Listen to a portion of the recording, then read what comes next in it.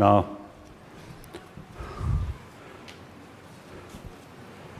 I think I briefly mentioned already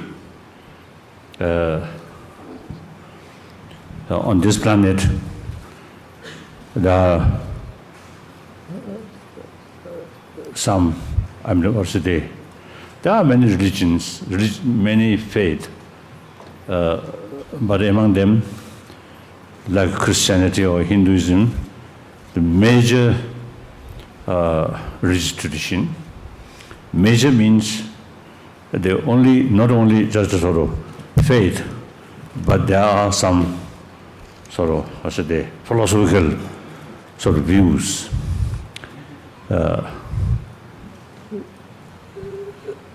So among these different religious traditions,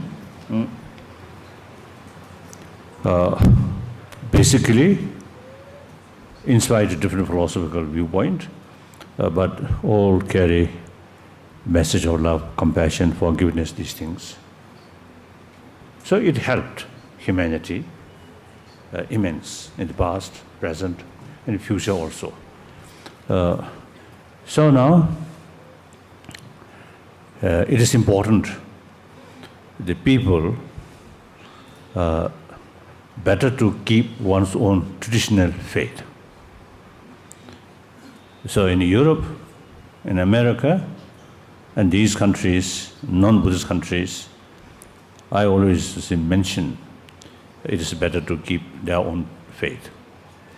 Of course, out of millions of people, some individuals may be exceptional, who mentally or emotionally,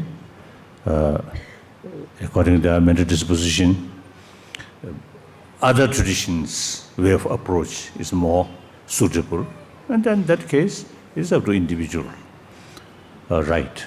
So then in Asia, more than 2,000 years, Buddhism remained one of the important religions in Asia. As I already mentioned, China. I think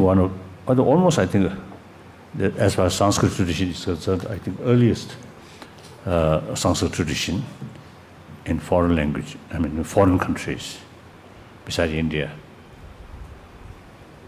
So traditionally, China is a Buddhist country.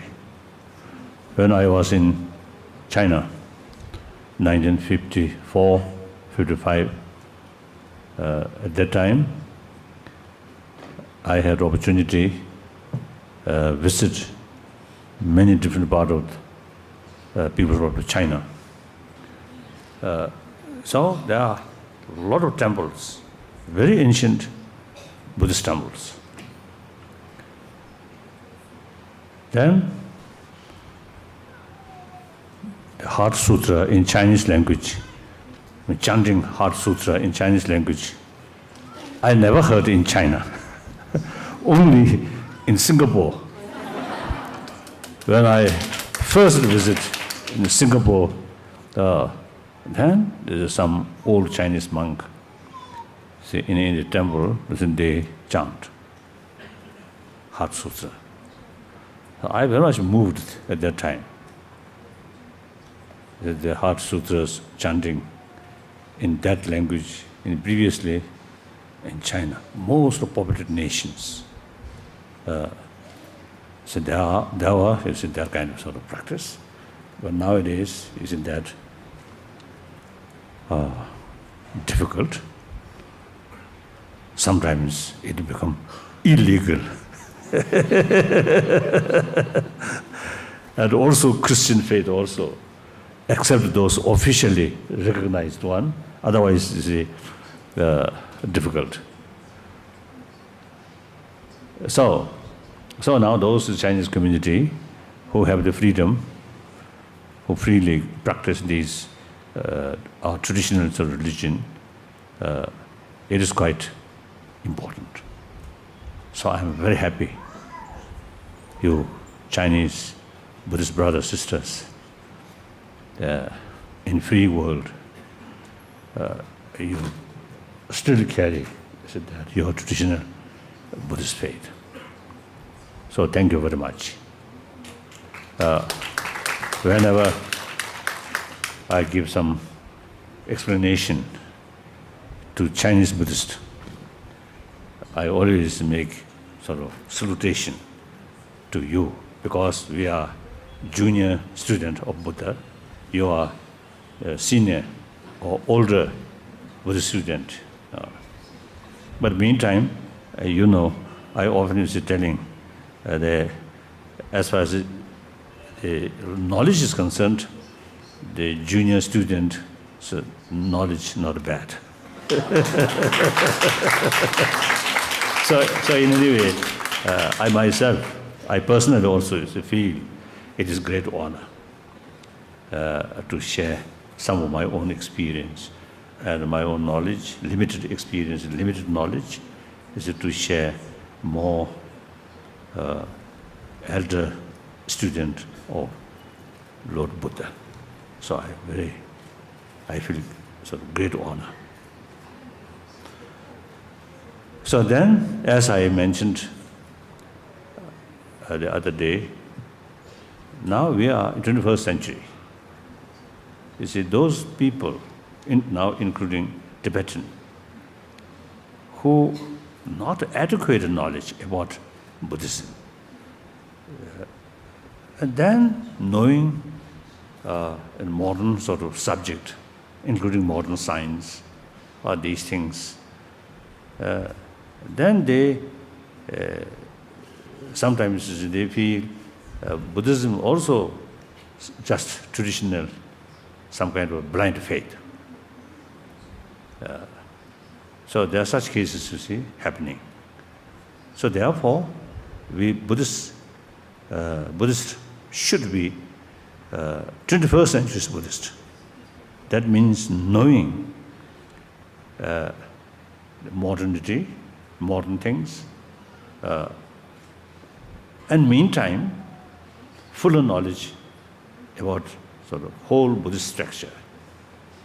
Then we can go side by side. One time, the great the scientist Einstein,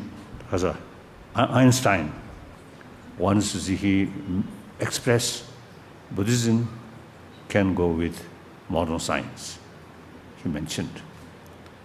And then, according to my own experience, last more than 30 years, so I had some story.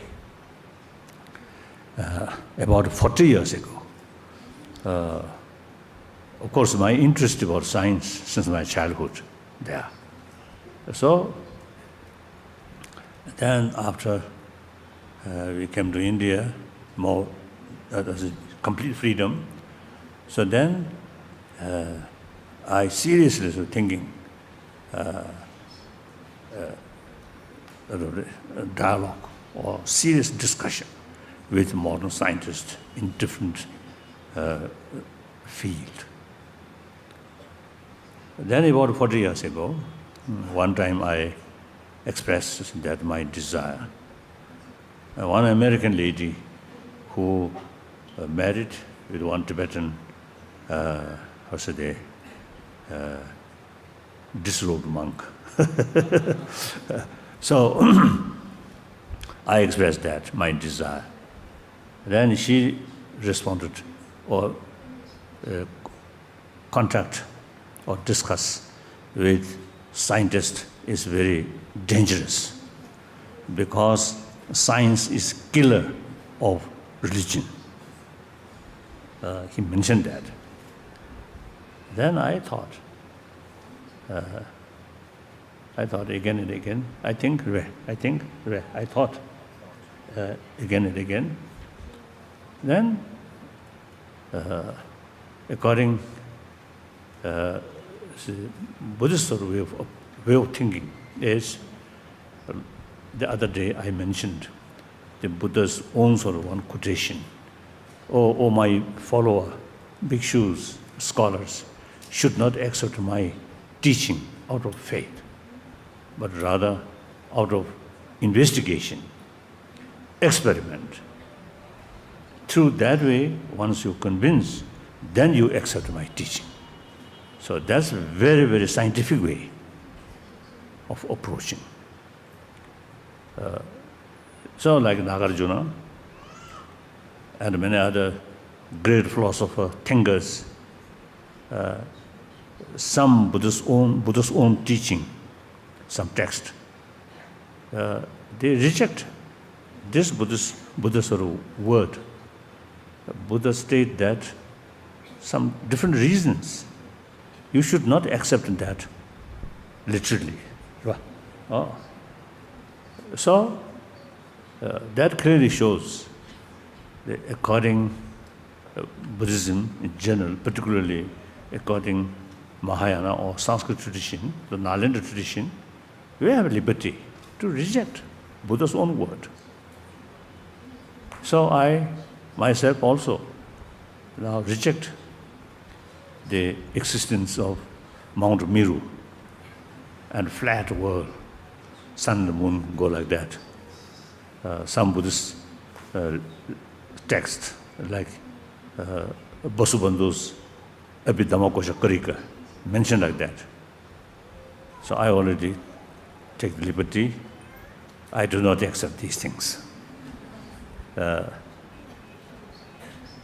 Maybe some people who years is devoted to form of offering the mandala in the center, Mount Meru, and then these different sort of, because of the islands or continents, like that, and the sun and the moon go like that, and then on top of the Mount Meru, there's some land of Devas and Devis, like that.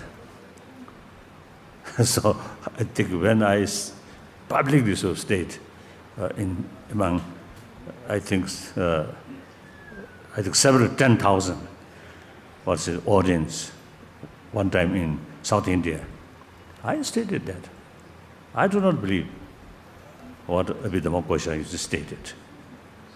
So that kind of liberty, that kind of way of thinking, is those Nalanda masters start that kind of way of thinking.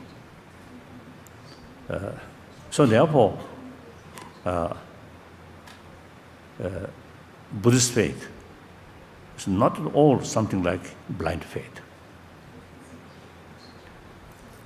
In 60s, 70s, some Chinese communist propaganda, they stated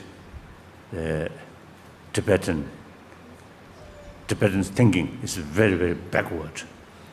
And due to Tibetan Buddhism, Tibetan mind is something sort of very, very sort of primitive, right? Primitive.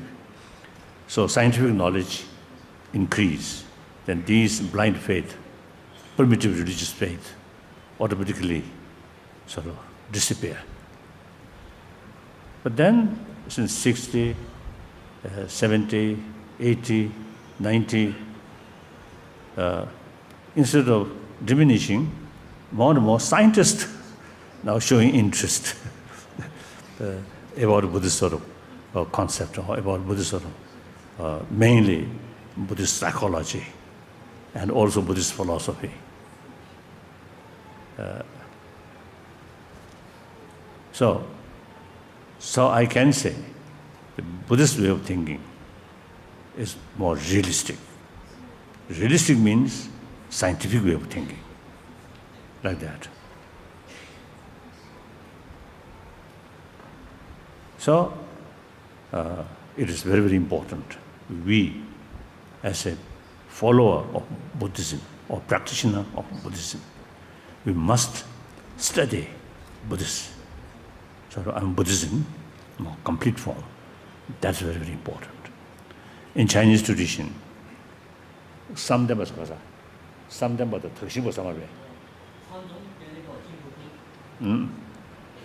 The Samdhamma, the meditation, one time in Japan, one occasion, I talked on sort of college. You see, they invited me and some talk. Then, after sort of talk, question and answer, one student asked me, his teacher stated, told them that only through meditation you can achieve Buddhahood. Only meditation. So, and he asked that, it is true or not? Then I mentioned the meditation is a vast sort of subject, right? You see, there are a lot of different kind of meditation. So through that way, okay. But usually meditation, in the sense, close your eye, thinking nothing. Something like thoughtlessness. That I think some pigeons also I think have that sort of ability. When you see they are fed well, no immediate danger, then they meditate quite nicely. And the small mouse also, you see, they after eating something, then they wash, cleaning their mouth like that, then remain very peacefully. We can consider these small animals also some kind of meditation they practice.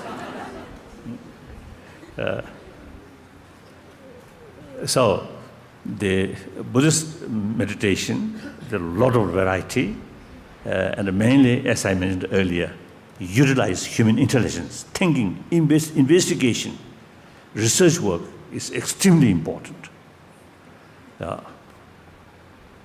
So then I start dialogue with the modern scientist. Now 30 years passed.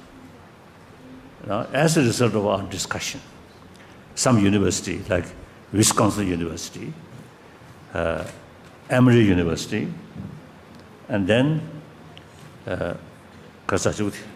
Stanford University, and these universities, and also some other university, actually, you see, carrying some further research work and experiment on the basis of, let's say, the Buddhist concept. Then, eventually, they found some very, very, very, very positive result.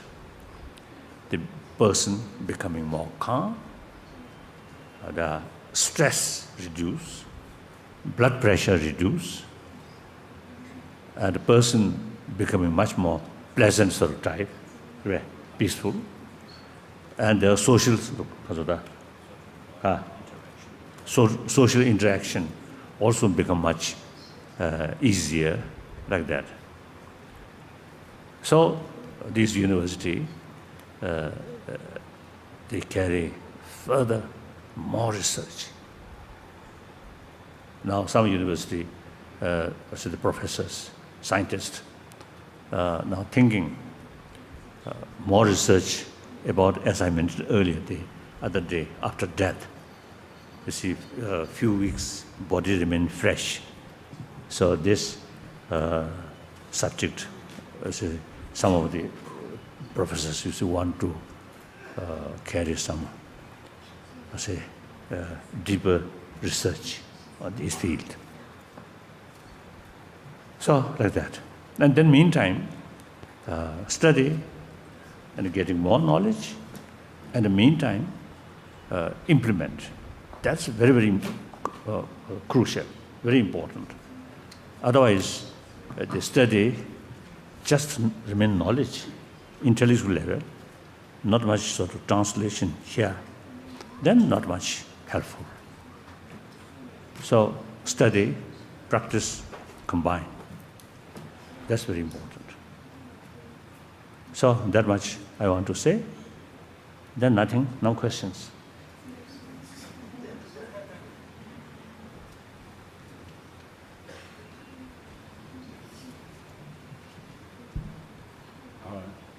You said that we have to be 21st century Buddhists. Can you advise on how to show bodhicitta in the most effective ways today?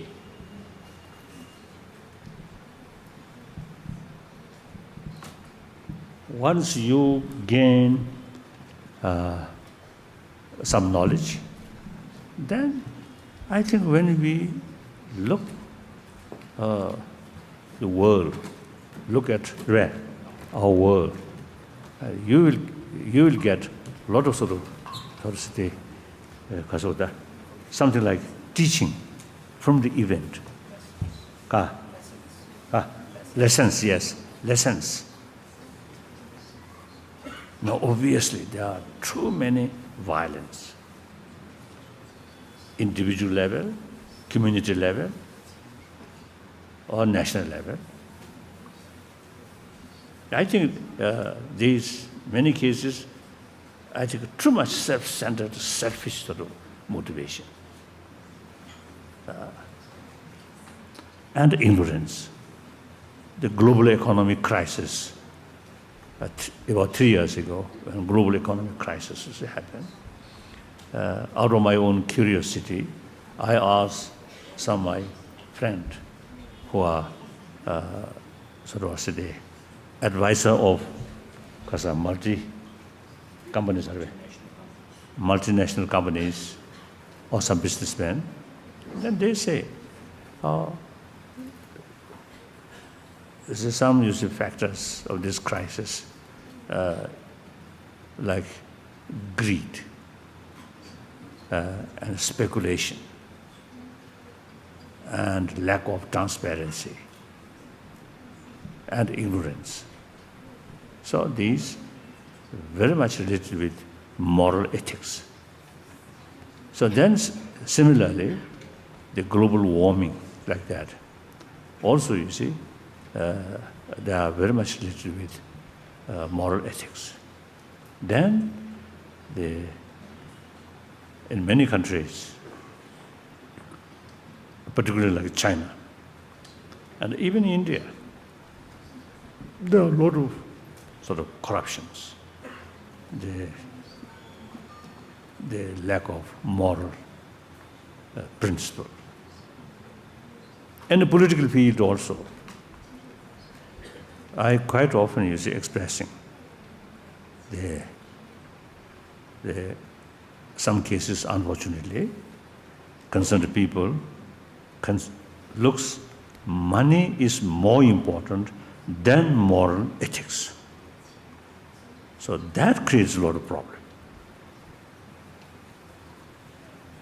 So when we see these problems, then we get more sort of conviction. We need some effort to promote moral ethics, irrespective of whether believer or non-believer. So that usually I call secular moral ethics.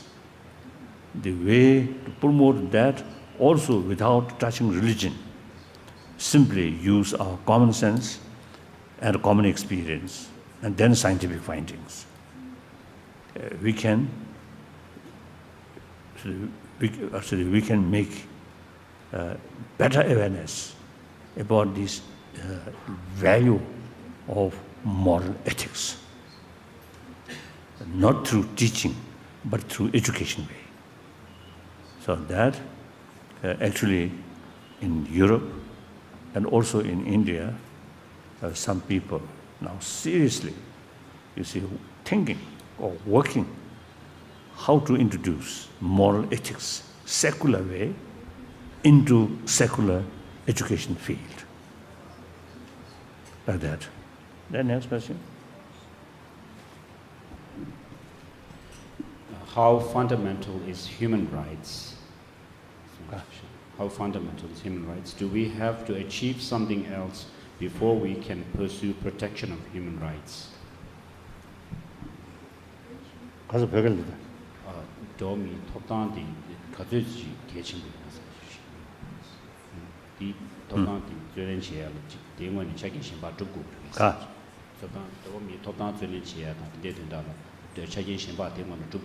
Correct?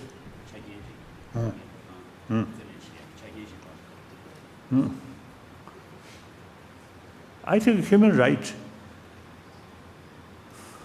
that's quite big subject. I'm not a specialist. You see, according to today now, universally is state human right. Sometimes, as a Buddhist, sometimes I feel if we too much emphasis human right, then the other animals, other mammals seems to be not less right.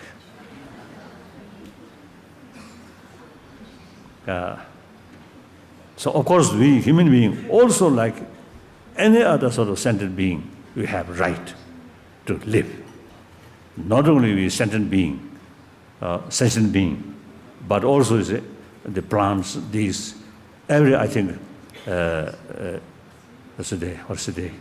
living thing have their right to survive, to live.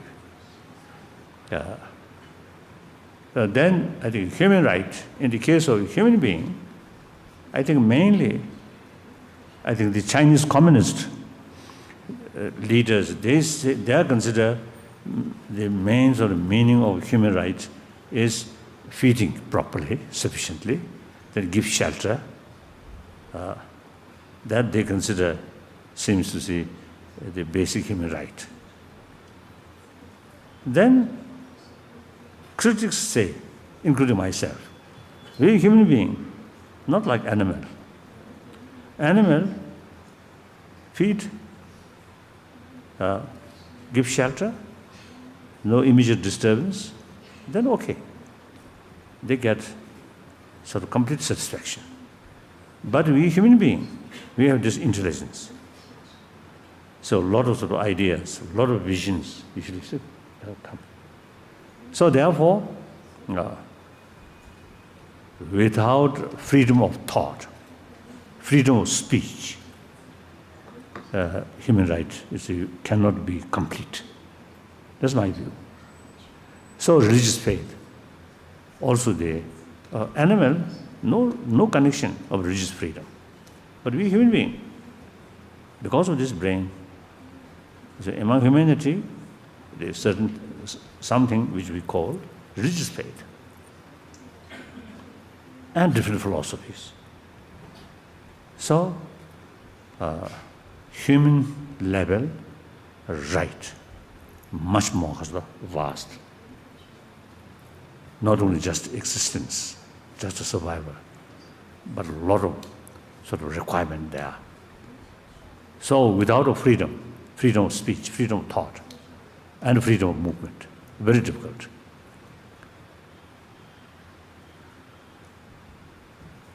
Like that. And then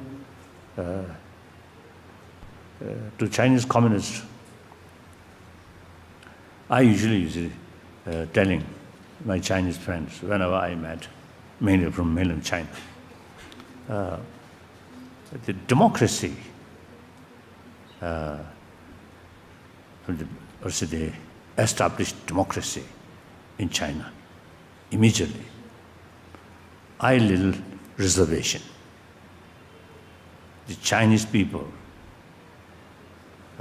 over billion, 1.3 billion Chinese people, no experience about democracy. And then in rural area, a lot of poor people still there. So without more centralized authority, I think a lot of complication may rise. So therefore, I prefer gradual change, not immediate. However, we must make effort, make start, transparency. Look here, 1.3 billion Chinese people have every right to know the reality.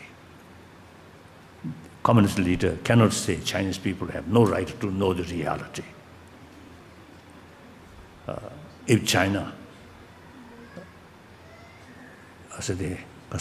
want to progress, the knowledge, extremely important. And knowledge of the reality, not some of the knowledge just to see through a small red book, read and recite. Not that kind of knowledge, but the more wider sort of perspective knowledge of the world. Very important. So therefore, firstly, 1.3 billion Chinese people have every right to know the reality. That's a basic human right, one of the human rights. Then, when 1.3 billion Chinese people knows the reality, they also have the ability to judge what's right or what's wrong. So therefore, censorship is immoral. So censorship must stop. Oh, T. Yes? No? T. So, this is one thing. Then the judiciary system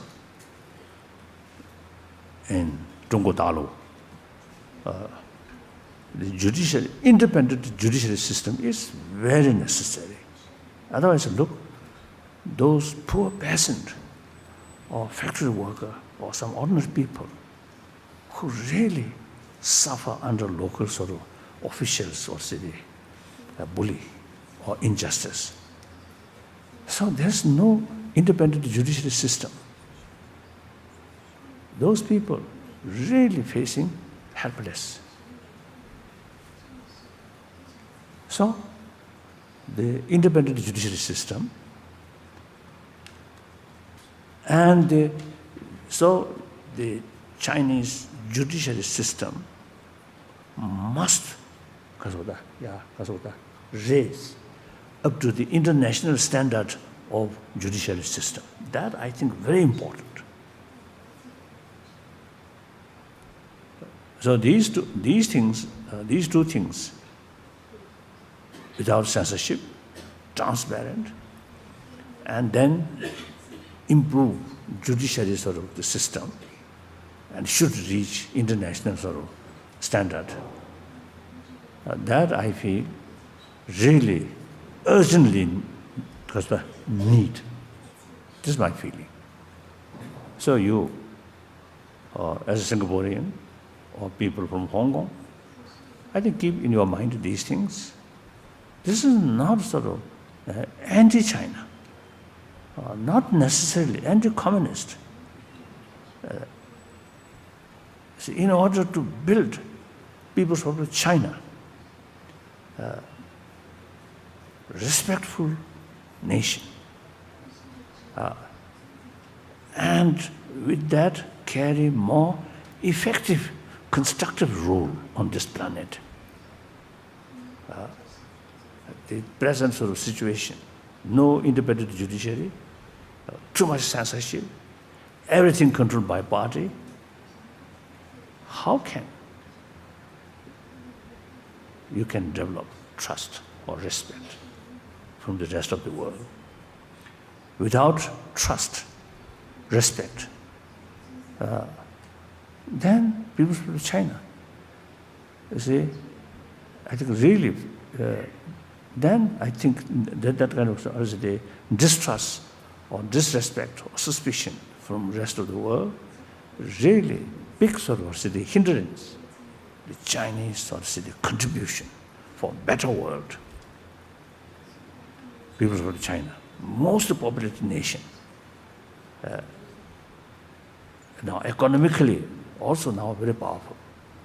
So China have the ability to make effective contribution, better world. But in order to carry that, respect, trust from the rest of the world is very necessary. I know many Japanese and many Indian. and also some the Malaysian sort of people, Malaysian sort of people. You see, like Tunku Abdul Rahman, many years ago, the Prime Minister, I think first Prime Minister of Malaysia, isn't it? Isn't it? I think in 60s, I have opportunity to visit Singapore, and then also some part, I think, Malaysia. So, I think at least two occasions I met Tunku Abdul Rahman. And then some others. And also some Vietnamese. It's a neighboring state of People's Republic of China. Sometimes they have a little bit sort of concern because of lack of transparency. Through that way, unpredictable. Isn't it? So that I feel. So with human rights, answer for human rights, I also, you see, touch some political issue. Now, this is actually very much related with human rights, isn't it? 1.3 billion Chinese people have every right, you see, to enjoy the certain right which the rest of the world, rest of the humanity enjoy. They also have every right to enjoy these things. Now, I myself, 9 years, from 51 to 59, with our new boss, communist. So during 9 years, I also learned a little bit how to carry hypocritic way. Feel something here, but saying something a little different.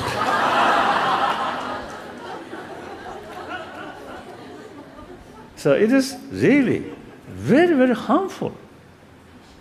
Sometimes I really feel the communist Chinese regime seems like great teacher of art of hypocrisy.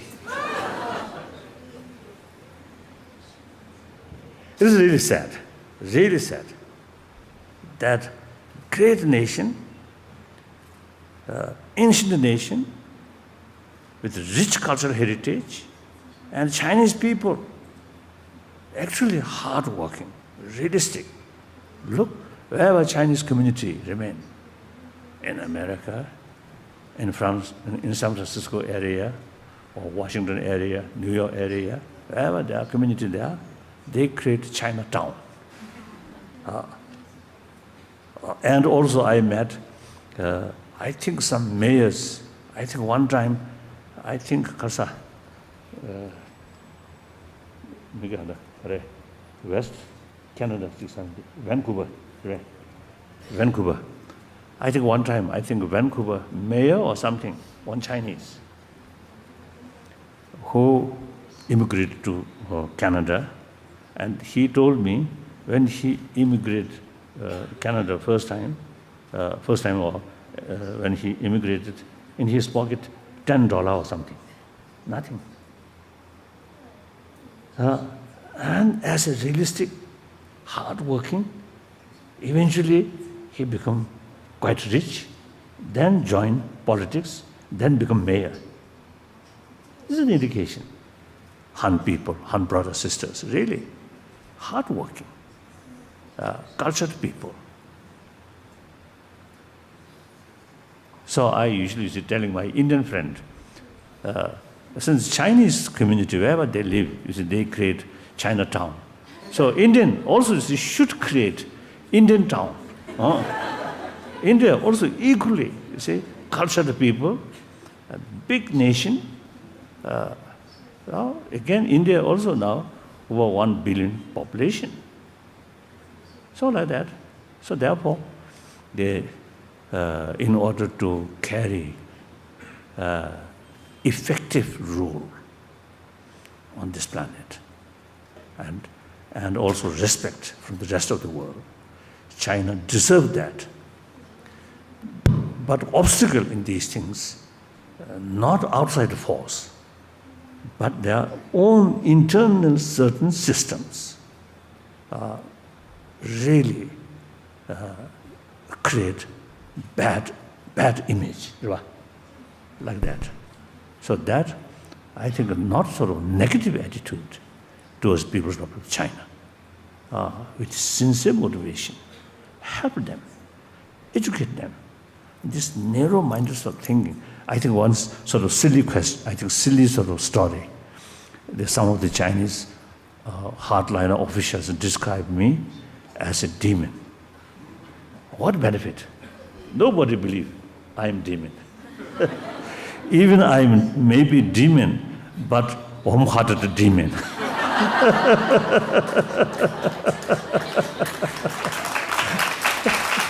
So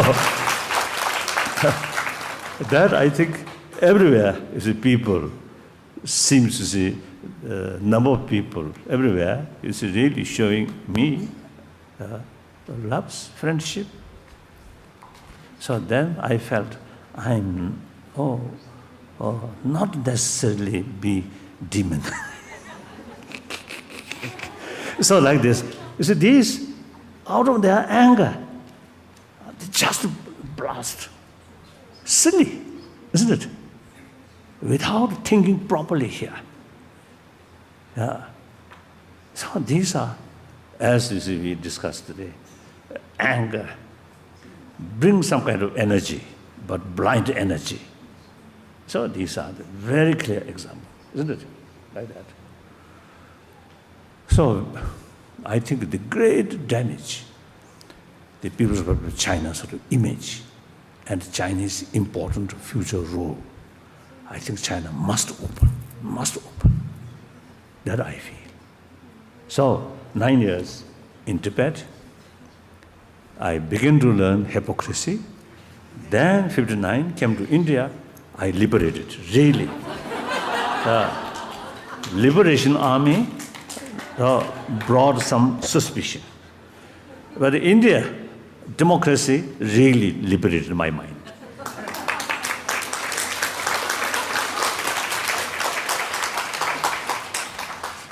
Yes, next question. In your opinion, Your Holiness, what are the three most important things or attitudes to support the Christian community? Christian community.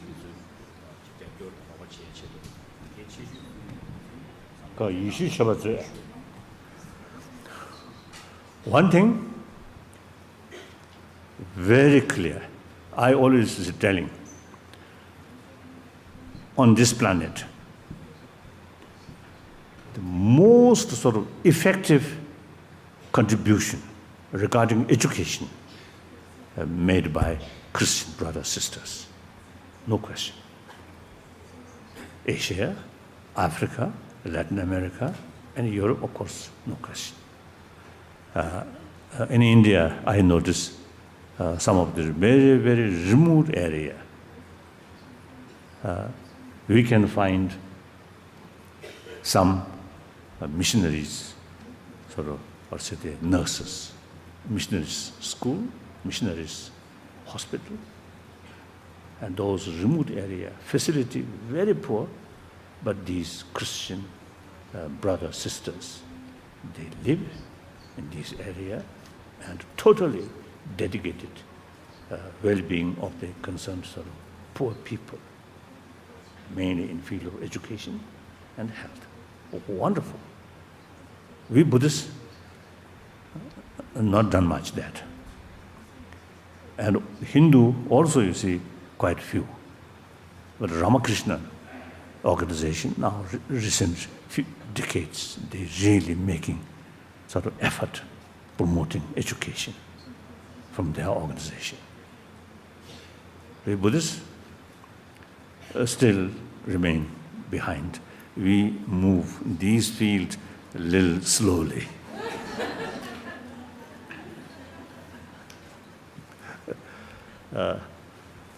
Then the Christian missionary work, that little complicated.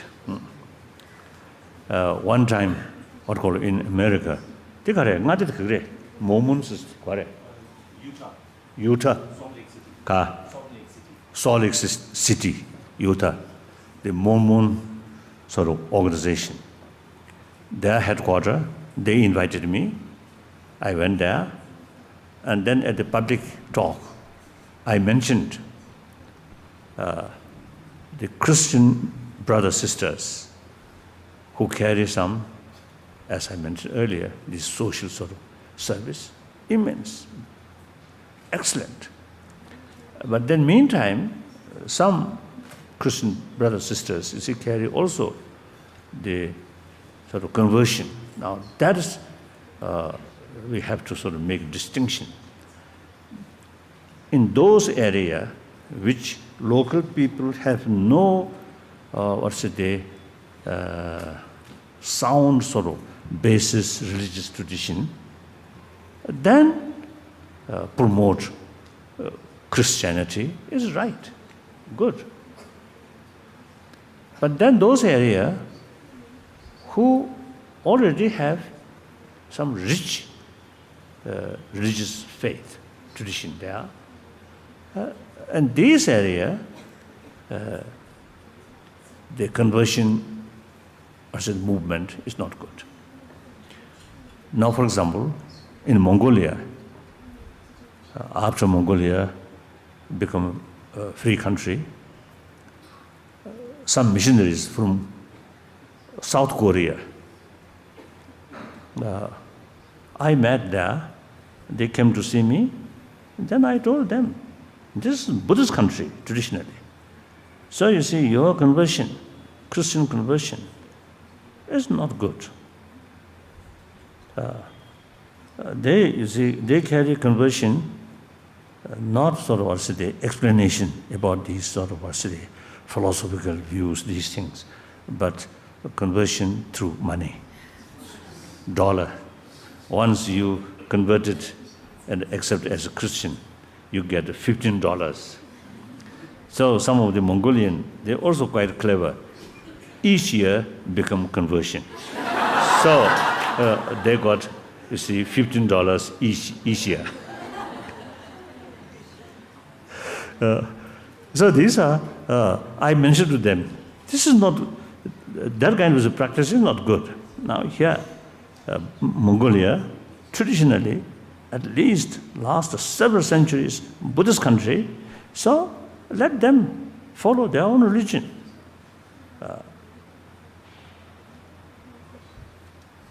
So I mentioned that, like that. So I mentioned at the Mormon headquarters, I mentioned, such area where very rich traditional religious faith there, then not good, making effort conversion. Then conflict. There's danger, start conflict. That's not good. And particularly at the time, we from all sides try to making effort to promote religious harmony, and such sort of period, such sort of narrow-minded conversion, not good.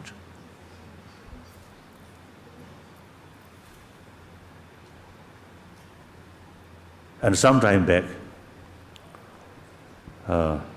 some Christian organization, you see,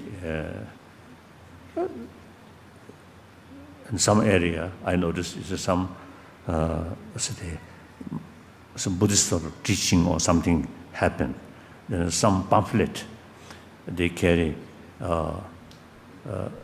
Then I think one time, somewhere, I think my program, some lecture to Buddhist community in important Buddhist center. So afterward, some rains come. So the local Christian community, because of the published small sort of say,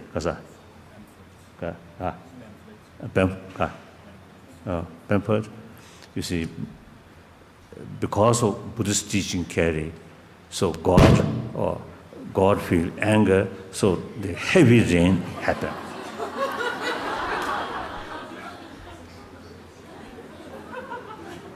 Yeah, among the Europeans, any American? Some American? Oh, one American. 1, 2, yes, okay. So, one Tibetan who live in America, once he told me some narrow-minded Christian in America, you see, express. Now Dalai Lama quite often came to America. So he lead a lot of American go to hell. So it is quite obvious. Now you see, I think in Buddhists, among the Buddhists also, see, when they sort of, I think the Kumbh Mela, the Hindu great sort of, every 12 years, great sort of religious,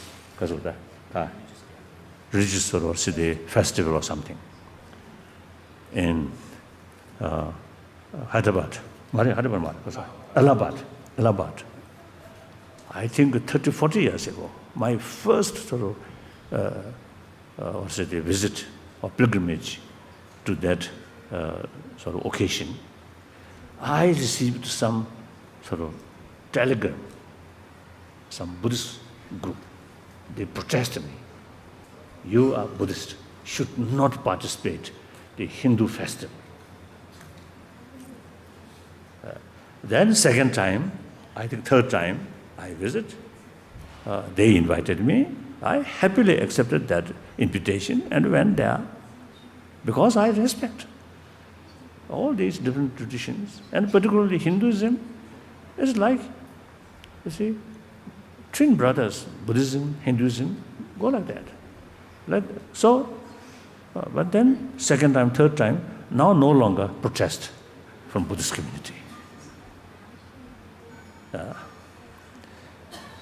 So when I like that, so therefore, that is quite understandable. But due to lack of knowledge about the value of other tradition, then just is a thing, concept of one truth, one religion. So that one truth, concept of one truth, one religion, individual practitioner, that concept is very relevant. I am Buddhist, one truth, one sort of one religion, that's Buddhism. But in the terms of community, now for example, this house here, already several truths, several religions already there. Some Christians, some Buddhists, some perhaps non-believer, and some Hindus, some Muslims maybe, already here. It's a fact. Several truths, several religions already there. So we must overcome the contradiction. Concept of one truth, one religion, concept of several truths, several religions, through thinking. In individual case, yes, concept of one truth, one religion is very relevant. In the terms of several people, the concept of several truth, several religion is relevant. So no contradiction. So as I mentioned yesterday or day before yesterday, we should make distinction, faith and respect. Faith, one's own sort of religion, and respect to all religions. So in that way, the conversion is not good. Like that. And then those areas, no sort of proper religious faith, then conversion, immense help to them. Like that. Yes, then?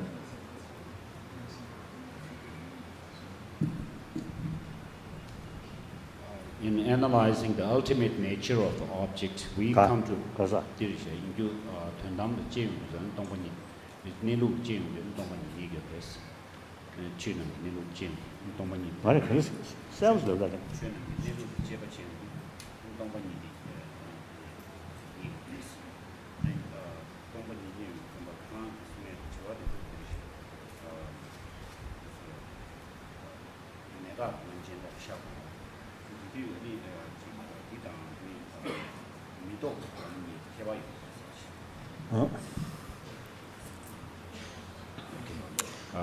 In analyzing the ultimate nature of the object, we come to realize the emptiness of the object's independent existence. Both the independent existence of the object and also the form of the object cannot be found. This non-dual and the non-residual emptiness found through analysis, how is that different from the state of non-conceptual meditation? Non-conceptual survey. Non-conceptual, there are varieties. Like thoughtlessness, also some kind of non-conceptual. Then also, you see, when you penetrate, like shunyata, you really, because of that, penetrate deeply. Then also one state, that mental state, we also, you see, describe non-conceptual state, like that. So, non-conceptual, there are varieties.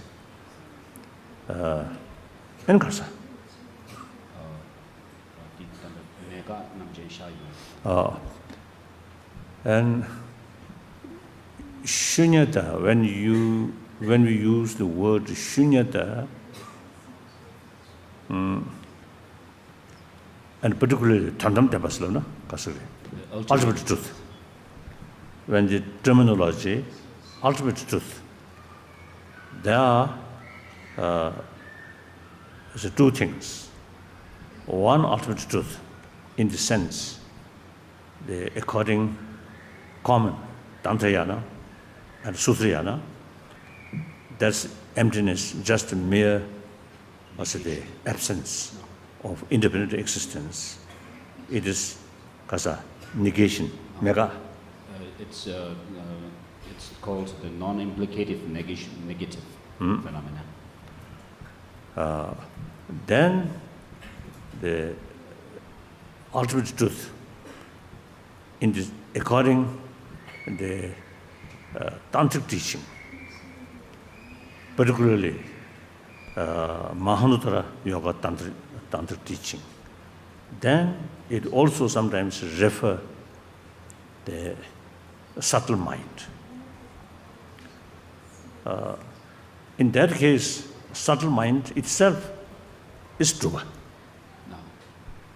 The subtle mind itself is a positive phenomenon. However, when we meditate on the subtle mind, the understanding of shunyata must go first on the basis, with the help of understanding thoroughly about the emptiness. Then empty nature consciousness develop,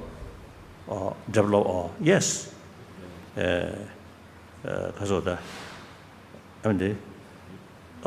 certain sort of consciousness which understand about shunya, but then that empty nature consciousness eventually the grosser level dissolve, then very subtle consciousness remain, then mohingali kota. So at that point, then you reach the level of non-implicative and negative phenomena. Vese dhuvase, vese nyongya midimba mohingali kota. So although the clear light mind itself is a positive phenomenon, but then what it realizes is the mere negation of independent existence. So like Chalchin, Mahamudra, and Dzogchen, you see, refer the clear light of the consciousness. So that teaching come from Mahanuttara Yoga Tantrayana, like that. So, when you read some text about Mahamudra and about Dzogchen, you need some knowledge about the basic sort of the Nagarjuna sort of views and Chandrakirti's views, Shantadeva's views are important. Without sufficient knowledge about that, then there are sort of what's the because of possibility of misunderstanding.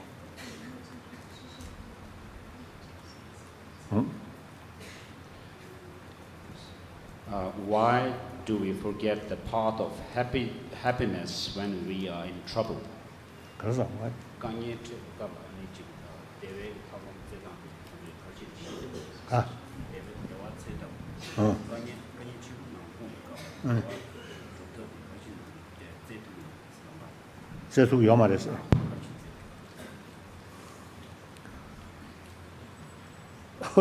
That is obviously now one animal, while you're beating, then that animal, impossible to get some kind of happiness. Impossible. Now we human being, because of this intelligence, there is possibility.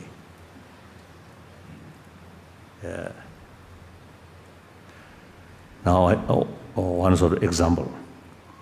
One my close friend, one monk, old monk from Namgyal Monastery. He spent about 19 years in Chinese Gulag.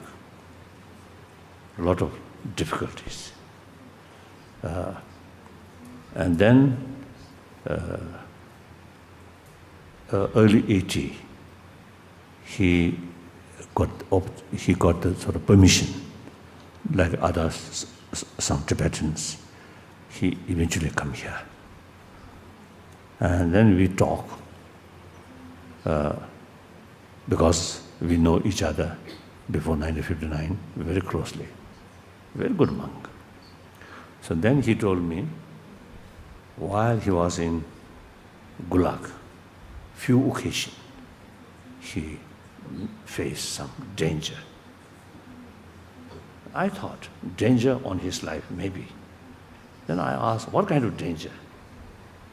Then he told me, danger of losing compassion towards Chinese. So he considered, you see, it is very, very important to keep compassionate attitude towards those people who actually, because a perpetrator. He considered forget compassion towards them is dangerous. And then another sort of great scholar, I know him, 1955, when I visit his own monastery in Amdo area, in the Trishikil, Labrang Monastery. A great sort of scholar.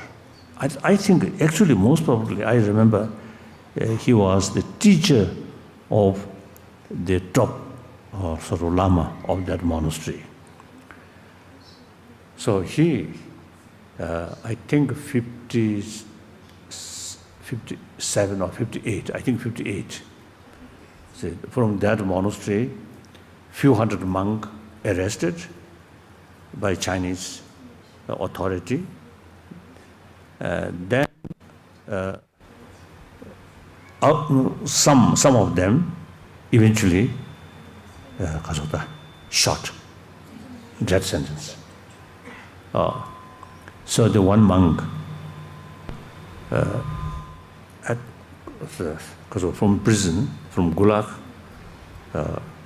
when reach the place where shot should come, he requested that Chinese soldier who going to kill him, said, let me pray a few sentences. Then he recite. Tiranda. Tana Jizunama Tuchi. Mojundre, Dictu Tungegun, Mulutata Dala, Membata. Target Tegishana Dai, Drugudana number Chinjilo, 60 soon. Now, let me kill. So this scholar recited this verse from Lama Chepa. Thus, my kind guru, noble guru, may you bless me so that I may be able to take on all the suffering and the negativities of all sentient beings on myself, and that I may be able to give all the positivities that I have to them. So, such case. Actually, now, within few minutes, die. But no anger, still peaceful mind, and sort of practice bodhicitta thinking. So, such case, passing through difficult period, painful experience, but still can keep peace of mind. Only human being can do like that. I think the other tradition also, I think, is passing through difficult period, even the time of dying, but remember God, tremendous sort of faith, sort of submission, total submission to God. Such sort of practitioner, I think at the moment, difficult period, ordinary people at the time of death is a little bit sort of desperate, but that person still can keep a calm mind. So that's the only way. Otherwise, it's a painful, wild, painful experience to see getting away, passing through painful experience, and still remain happy, not easy. Unless maybe a drug or too much alcohol, then maybe your mind remain dull sorry. Your mind becomes dull, isn't it? Otherwise, the mind remains very sharp, very clear. Then, while passing through difficult, painful experience, still keep happiness or calm. It's difficult. Yes. Next question. If everything has a cause, that in turn has its own cause and so on, then is it the case that all our actions are predetermined? And how then can I decide whether or not to have bodhicitta? If it would seem that whether or not I decide to have bodhicitta is something that has been determined by the chain of preceding causes.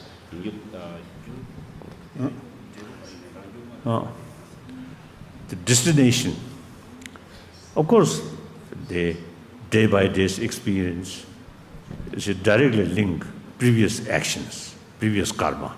Karma means action. Now, action is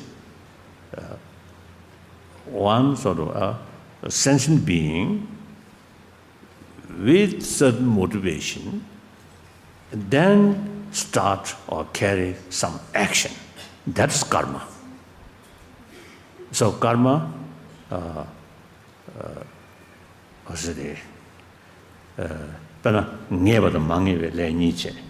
so within the karma, there are those which are certain to give rise to their effects, and karmas which are not yet certain.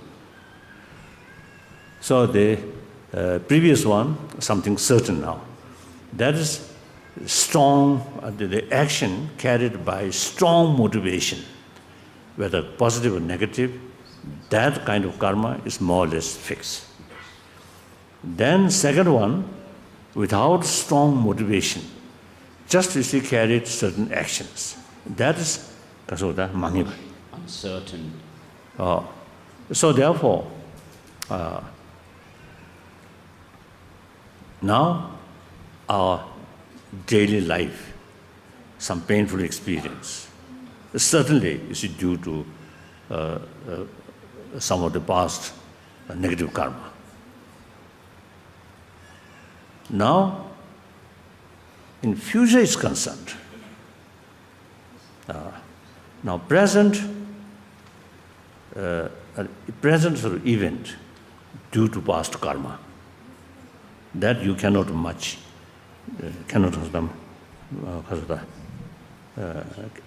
you cannot change much. Of course, because of confession, these things also, you see, or you create, although one past negative karma, very sort of strong or powerful past karma there. If that karma remain same way, then sooner or later you have to face some sort of consequences.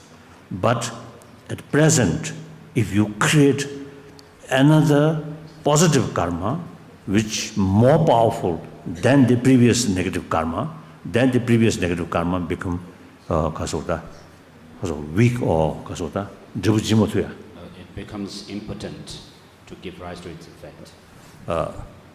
And then also, you see, as present, you see, present thing due to, heavily depend on past sort of action. Similarly, in future,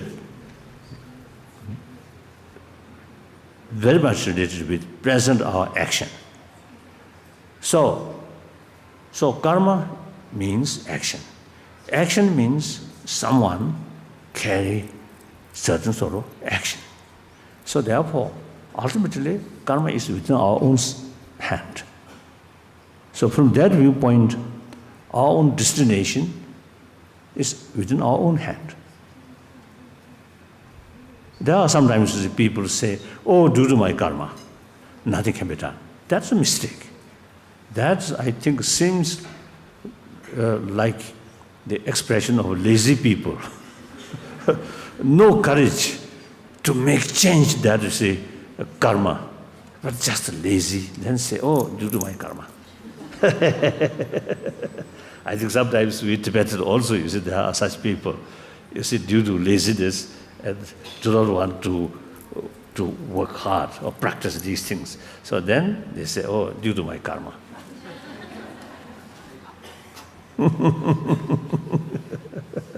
Yes, that's it. So that's wrong because of the wrong understanding, misunderstanding. The very word karma means action. Action, our action. So, some negative action there, then more forceful, positive action comes, then that becomes weak. And eventually cannot produce negative consequences, like that. Yes, next question. If we have breached a certain vow, but the motivation leading to the action which caused the breach of the vow is to benefit other beings, will this constitute a bodhisattva root downfall?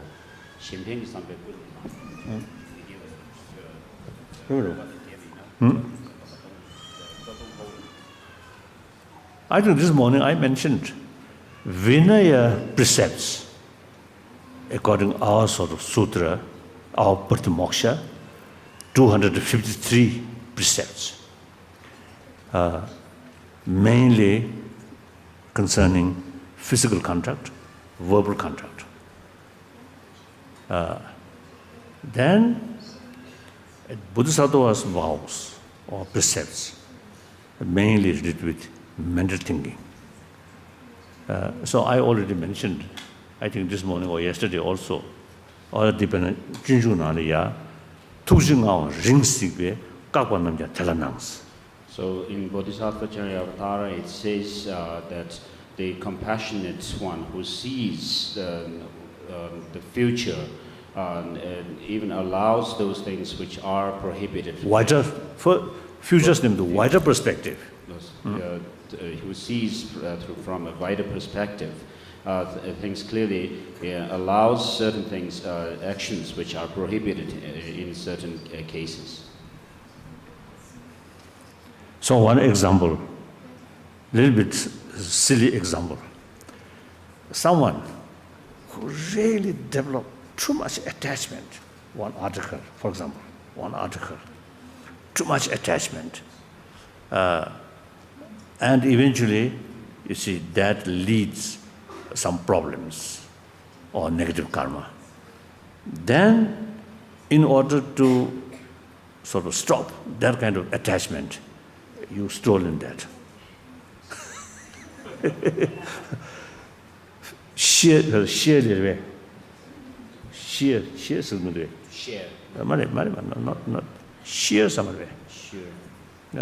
Mainly, not only mainly, purely, you see, benefit to that person.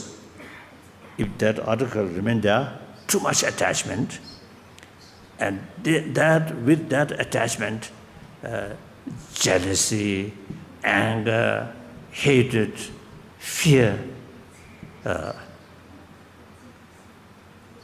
I think another example. One person who have some $100 about a few $1,000s in the box.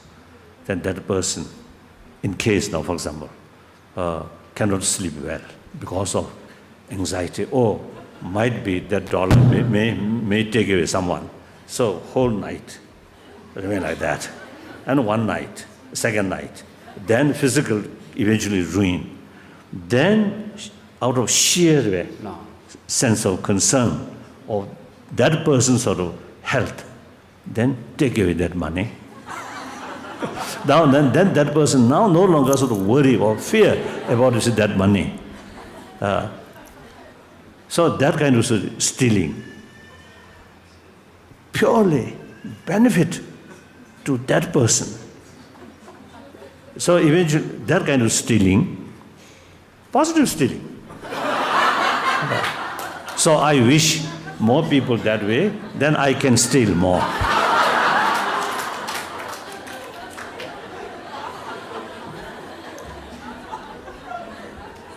So like that. And then also there's one story, Buddha's own past sort of life. That you love that.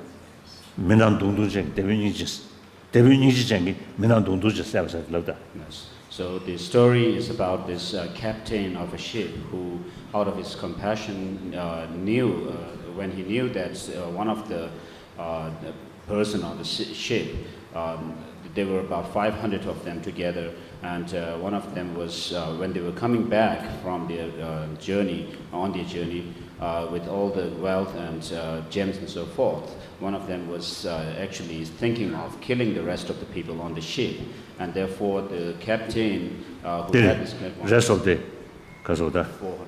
Oh, 490. 499. He was going to kill, thinking of killing them, and so that all the wealth in the ship could be his. But then the captain knew this through his clairvoyance, and therefore, out of his sheer compassion for this person who was otherwise going to commit, who was going to commit this grave negative action, took the action of killing this single person. So he actually sacrificed his own sort of suffering due to that killing, and in order to sort of save life of 499 persons' life, and the person who going to kill 499 person, this amount of immense sort of sins of killing such number of people, to protect, save from that kind of sin. Then he himself sacrifice his consequences of killing one person.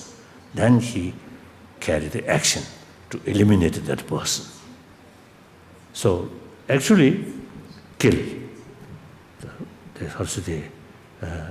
From Vinaya Sutra, is wrong.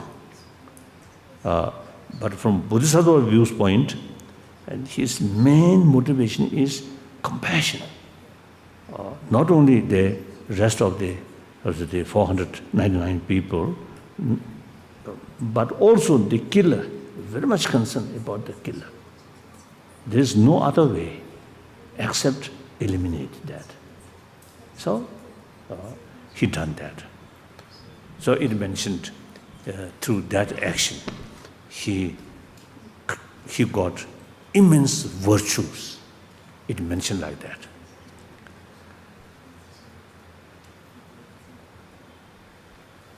So, and the Vinaya itself, Jeje Mukus.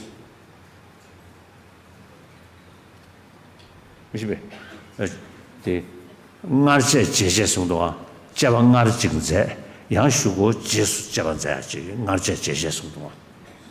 So in the Vinaya itself, there are certain vows that are laid down by the Buddha first, and then there are emendations. Previous Buddha makes certain sort of rules.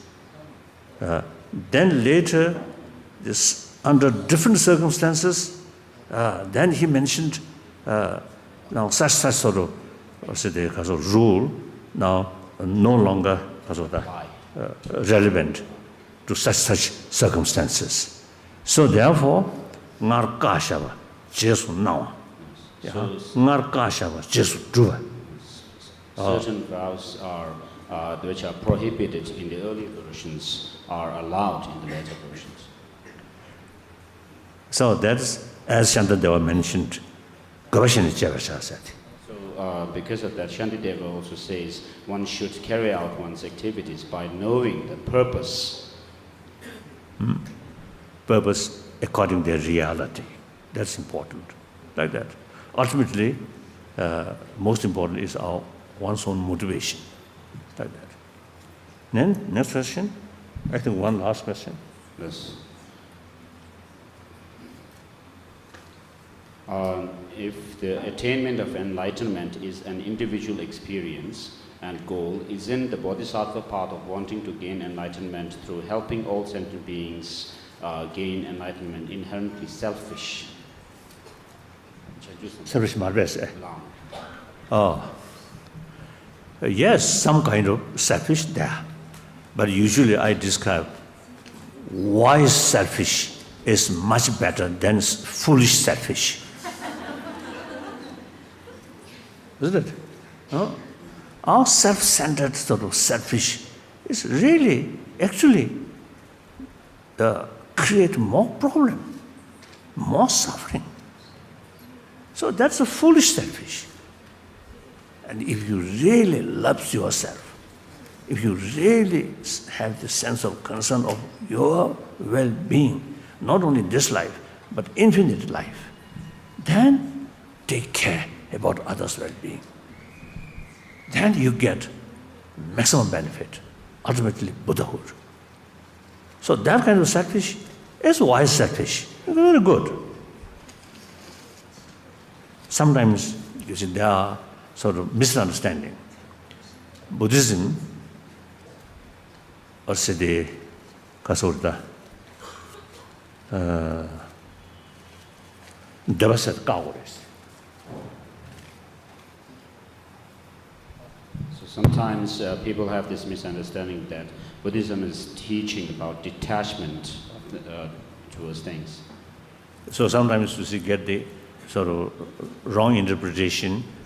Desire, according to Buddhism, desire is bad. No. There are different type of desire. Desire, like happiness of others.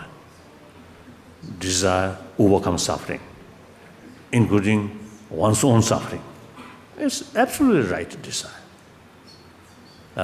Desire to achieve Buddhahood. Absolutely right.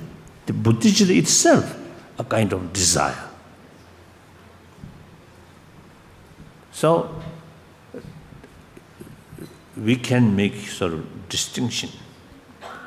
Desire which mixed with attachment, that desire is negative. As I mentioned yesterday, or this morning, I mentioned anger develop. The objectives, the negativeness of object, very negative.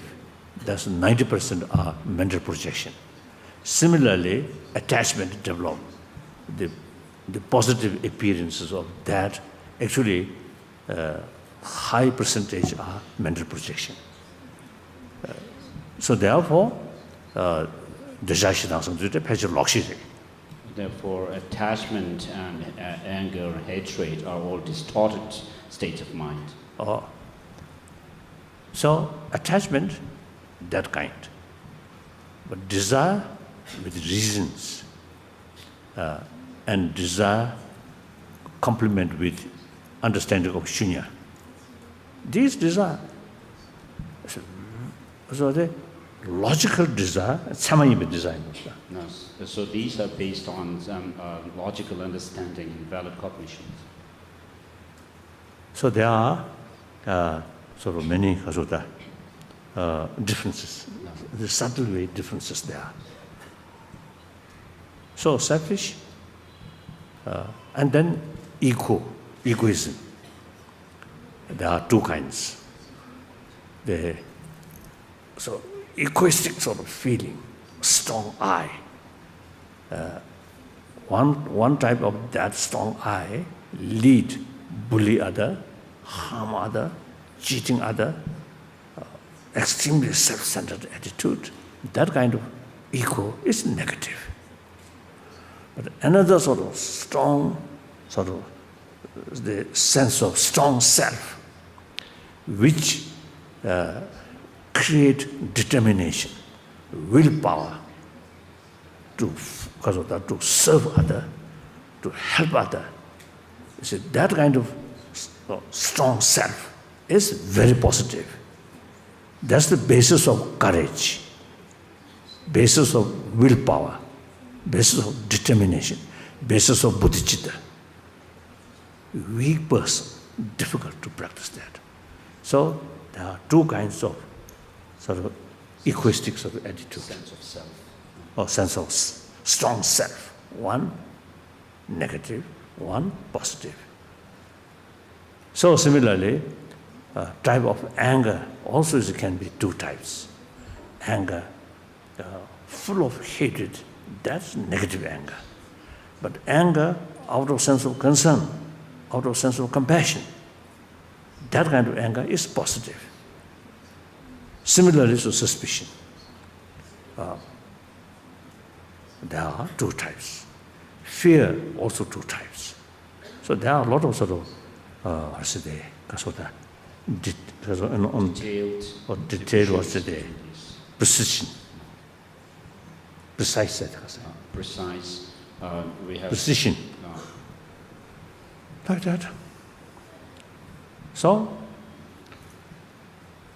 now this year, I think most probably we will accomplish the making a book or text which is about science, which mentioned in different Buddhist texts, like Bosubandhu's text or some others, or Dingnag's text, and Dharmakirti's text. From these different sources, we now collecting the collecting information. So in any way, we are making one book. As I mentioned earlier, this is the last about 30 years or 3 decades. I start serious discussion with scientists, mainly 4 fields: cosmology, neurobiology, Psychology. then the physics, particularly quantum physics, then psychology, 4 fields. Originally, I start out of my own curiosity. Now, after I think 15, 20 years, then interest among scientists also increasing, among the Buddhist sort of scholars also increasing. Initially, among Buddhist scholars, especially those older ones, a little bit orthodox thinking, a little cautious. Now they're gone. They also, you see, really now showing interest. So therefore, now our dialogue, science, modern science, and Buddhist sort of certain concept become more or less institutionalized. So we already introduced lesson of the study of science in some of our monastic institutions. And also in America, mainly, some university already used to carry, as I mentioned earlier, research, further research, and carry with Buddhist meditation, Buddhist sort of logician, like that. So then right from the beginning, some of the organizer, they describe dialogue between Buddhism and science. I made correction. This is wrong. Our sort of dialogue is between Buddhist science and modern science, not Buddhist religion.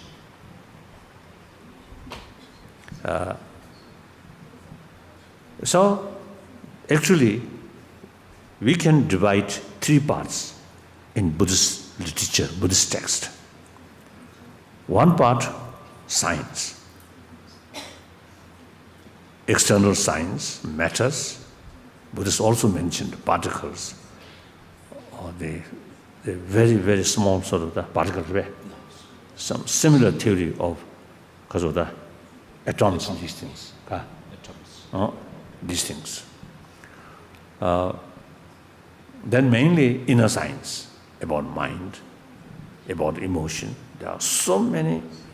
For example, one text is mentioned 52 different type of mental factors. Mental factors. There are a lot of sort of information about mind or emotion.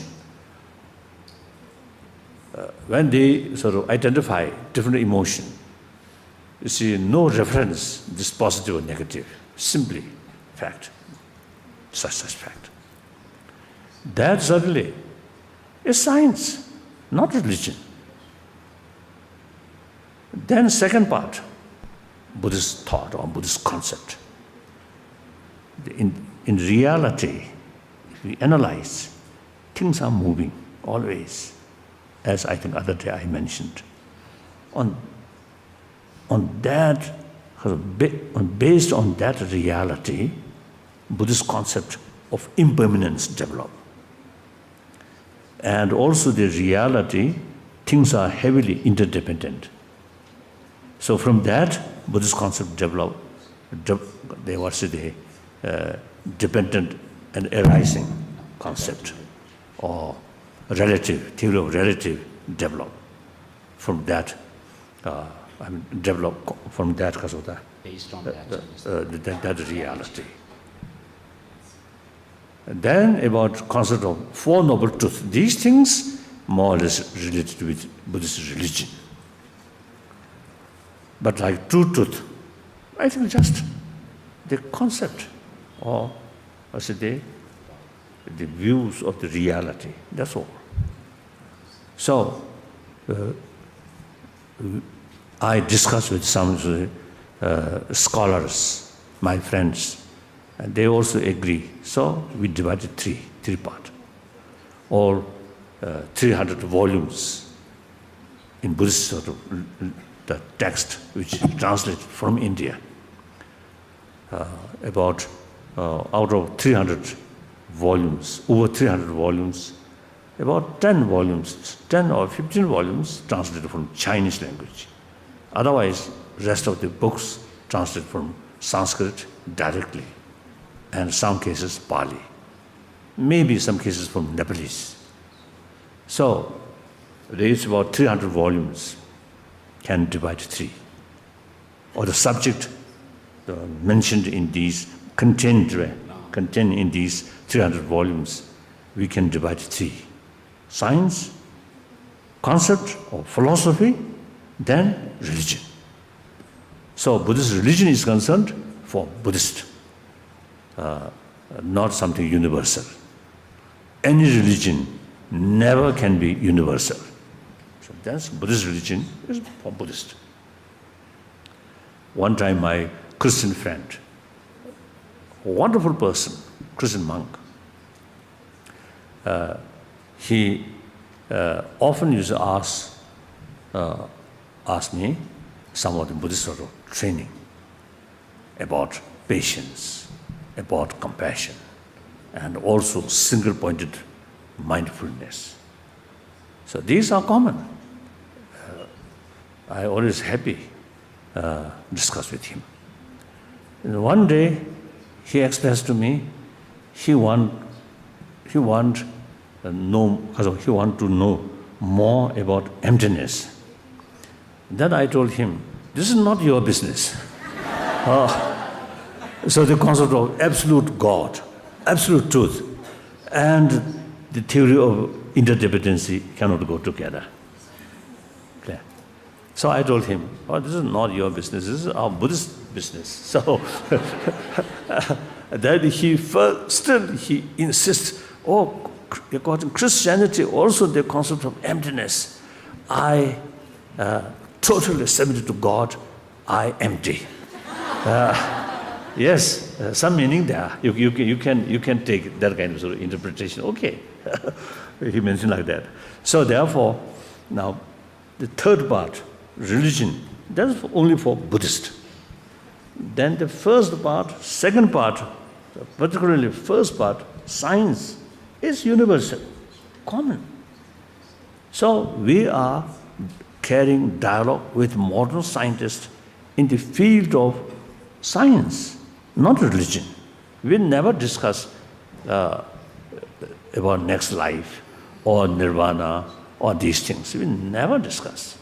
This is Buddhist business, clear. So we simply discuss about science, about the reality. So I think next few months, I think we may complete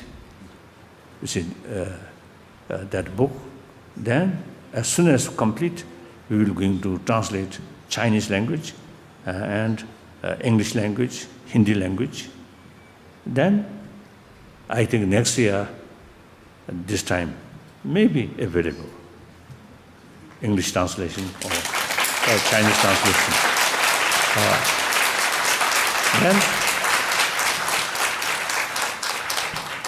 Then you can start some kind of class in your own area, Singapore, even if it's a private sort of family.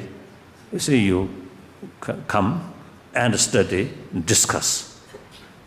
And then when you get fuller knowledge, and then once you have learned these texts, you may come to the Tibetan monastic institutions to debate with the monks and nuns.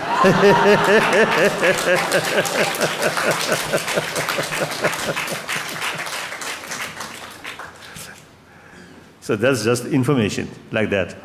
So my hope is eventually, you see here now, the more detailed sort of explanation about mind, emotion, these things. So then we can, as I mentioned earlier, you see, make distinction. Usually, you see, people say attachment is something good. If attachment is bad, then desire also bad. That kind of sort of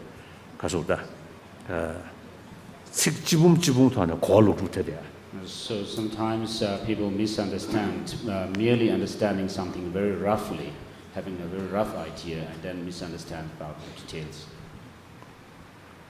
So among this group, how many who study Tibetan?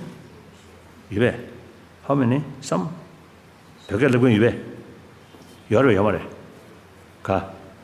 Are there anyone who learns Tibetan in this group?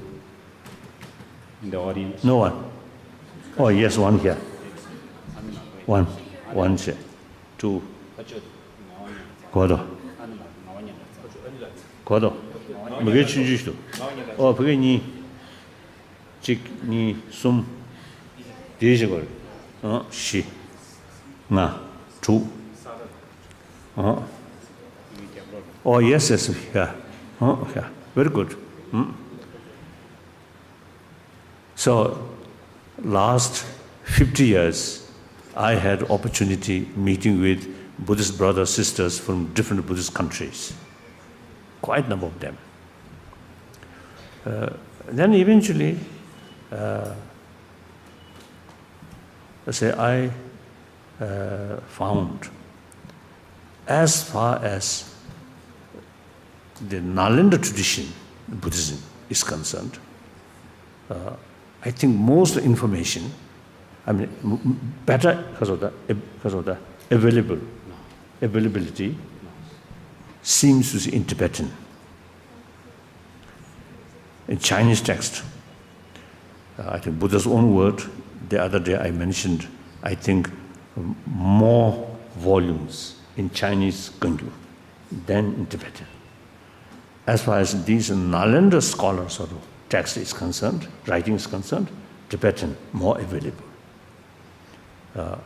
And particularly the Pramana, epistemology, seems to be Tibetan.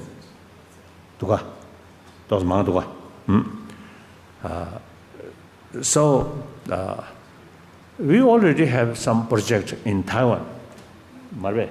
Some Taiwanese Buddhist. We already start work for translation from Tibetan, those texts which not yet translated into Chinese, translated from Tibetan. And those books which not translated in Tibetan, translated from Chinese to Tibetan. We already start small group already. So I think interest about Buddhism in general, and particularly the Nalanda tradition, I think will increase. So I think work, translations, I think will be more necessary, more and more necessary. So I very much appreciate those people who already study Tibetan. It's very good. Then there are some, among some Western scholars whom I know, you see, they can read Tibetan, but without knowing the meaning. So sometimes they know, they pick up because of that. So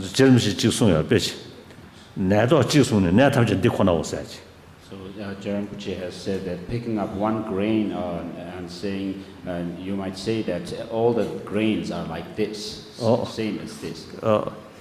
So that means, you know, some scholars, you see, they got sort of knowledge, one word. Then that word comes every sort of page, then they felt the same meaning. That's not the case. Different philosophical field use same terminology, but different meaning. So you have to sort of study more wider way. You just study one book, one school of thought, and then if you felt, oh, this is the whole Buddhist concept or Nalanda concept, it is wrong. You have to study all these different sort of books, and also in order to know the particular term's meaning properly, you have to know the gunju somewhat trained. fundamentals, you have to know the context in which it is explained and used by looking at the earlier version, parts of the text, and later version, parts of the text, and then see the context. So, please, those people who already study Tibetan, so please study seriously, continuously. Then wish is more number, very helpful, very helpful. Tujiche, thank you.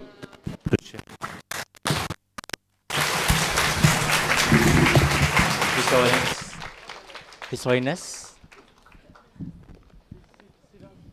Thank you, His Holiness.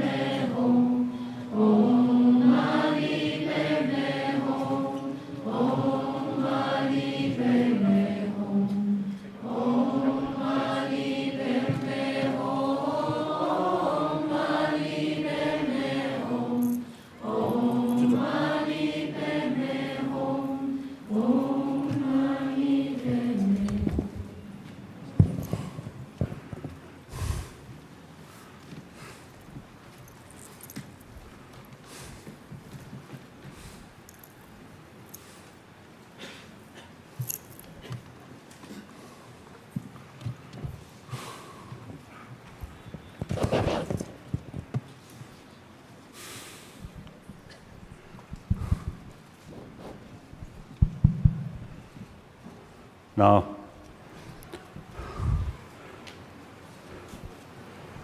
I think I briefly mentioned already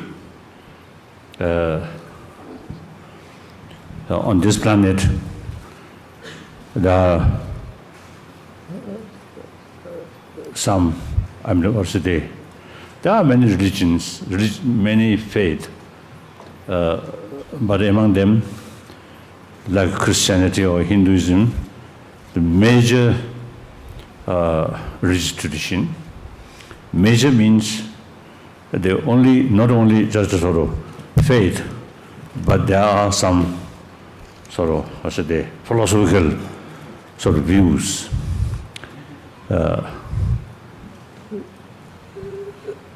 So among these different religious traditions, very ancient Buddhist temples. Then, Heart Sutra in Chinese language, chanting Heart Sutra in Chinese language, I never heard in China, only in Singapore. When I first visited in Singapore, then there's some old Chinese monk in the temple, they chant Heart Sutra. So I very much moved at that time. The Heart Sutras chanting in that language, previously in China, most of populated nations. So there were that kind of sort of practice, but nowadays isn't that difficult. Sometimes it becomes illegal. And also Christian faith also, except those officially recognized one, otherwise it's difficult. So now those Chinese community who have the freedom, who freely practice these our traditional sort of religion, it is quite important. So I'm very happy, you Chinese Buddhist brothers, sisters, in free world, you still carry your traditional Buddhist faith. So thank you very much. Whenever I give some explanation to Chinese Buddhists, I always make sort of salutation to you, because we are junior student of Buddha, you are a senior or older Buddhist student. But meantime, you know, I often used to telling that as far as the knowledge is concerned, the junior student, so knowledge not bad. So in any way, I myself, I personally also feel it is great honor to share some of my own experience and my own knowledge, limited experience, limited knowledge, is to share more elder student of Lord Buddha. So I feel sort of great honor. So then, as I mentioned the other day, now we are in 21st century. You see, those people, now including Tibetan, who not adequate knowledge about Buddhism, and then knowing a modern sort of subject, including modern science, or these things, then they sometimes they feel Buddhism also just traditional, some kind of blind faith. So there are such cases, you see, happening. So therefore, we Buddhists should be 21st century Buddhist. That means knowing modernity, modern things, and meantime, fuller knowledge about sort of whole Buddhist structure. Then we can go side by side. One time, the great the scientist Einstein, once he expressed Buddhism can go with modern science, he mentioned. And then, according to my own experience, last more than 30 years, so I had some story. About 40 years ago,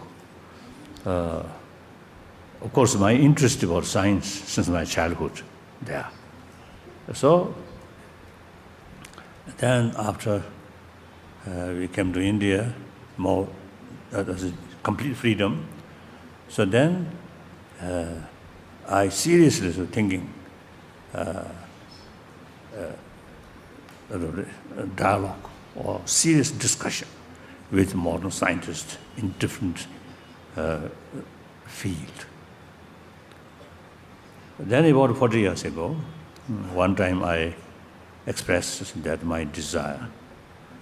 One American lady who married with one Tibetan, disrobed monk. So I expressed that, my desire. Then she responded, or contact or discuss with scientists is very dangerous, because science is killer of religion. He mentioned that. Then I thought again and again, I thought again and again. Then, according Buddhist sort of way of thinking is, the other day I mentioned the Buddha's own sort of one quotation. Oh, my follower, bhikshus, scholars, should not accept my teaching out of faith, but rather out of investigation, experiment. Through that way, once you convince, then you accept my teaching. So that's a very, very scientific way of approaching. So like Nagarjuna and many other great basically inspired a different philosophical viewpoint, but all carry message of love, compassion, forgiveness, these things. So it helped humanity immense in the past, present, and future also. So now it is important the people better to keep one's own traditional faith. So in Europe, in America, and these countries, non-Buddhist countries, I always mention it is better to keep their own faith. Of course, out of millions of people, some individuals may be exceptional, who mentally or emotionally,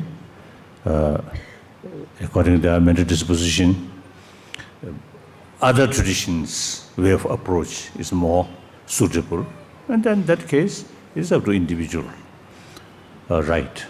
So then in Asia,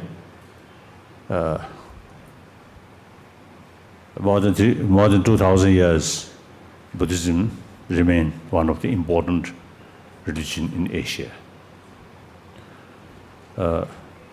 As I already mentioned, China. I think almost I think, that as far as Sanskrit tradition is concerned, I think earliest Sanskrit tradition in foreign language, in foreign countries, besides India. So traditionally, China is a Buddhist country. When I was in China, 1954, 55, at that time, I had opportunity visit many different parts of people's world of China. So there are a lot of temples